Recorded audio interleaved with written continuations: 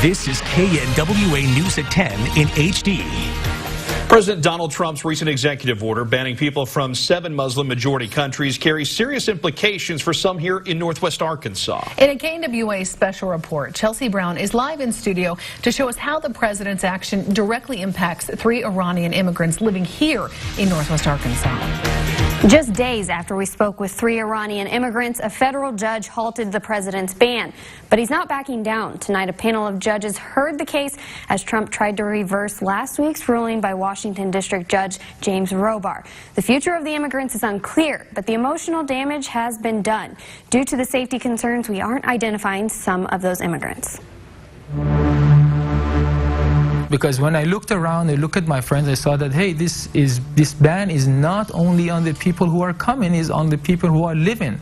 These are their voices. From the time that I came here, I wanted to help people to make this country great again, because my son is part of this country, and if it is it's great for my son. The voices of those directly affected by a pen hitting a piece of paper and in an instant changing the path of these Iranian immigrants' lives. We want to emphasize that we are all against any terrorism, and we want the terrorists to be forbidden to come to this country and to any country, because the terrorists will not ask about the people before they kill them, they just kill. When Trump signed the executive order, they say they didn't understand why this was happening. If people would know about how others are being affected by these decisions in a not good way. One of the women we spoke with was a physics teacher in Iran. She came to Arkansas to further her education and teach physics as a PhD student. And I thought, oh, what a great idea, because I can learn something that I have passion about and I like to learn it. So I talked with my husband and he told, okay, if you like it, if it's your dream, we can go. After the recent ban, she says she was so hurt by Trump's actions, she couldn't even teach her class. I used to work like 8 hours a day before this condition. From Friday until now, I haven't done anything related to research, related to my teaching.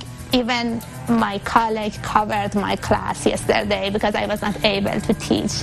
I felt that if I go in the classroom, there is a very big possibility that I cry and I can't control myself. So to even come to the United States to be a student takes years. Not only do the potential Iranian students go through vigorous interviews and screenings, but they also have extensive testing.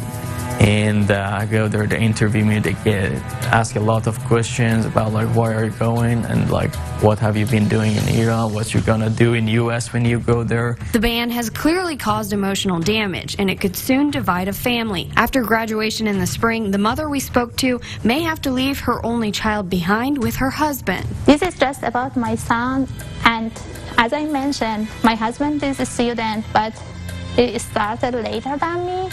So he is in the middle of his study. I should back on the May. He can't come because he is in the middle of his study. We should decide that if we want my son to come with me or stay with him. So both scenarios are worse. Even though a federal judge has lifted the ban, their future in the land of the free is still unclear.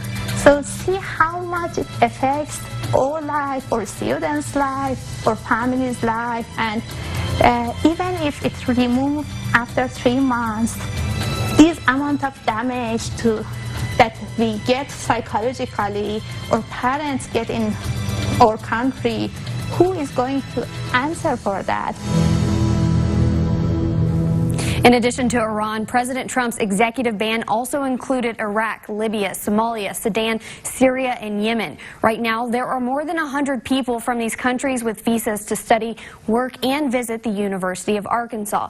KNWA received a statement from the university. It reads in part, "We're seeking clarity on the scope and impact of the executive order and related processes. We'll be reaching out to government officials to inquire on the status of our affected community members and encourage an expedited process."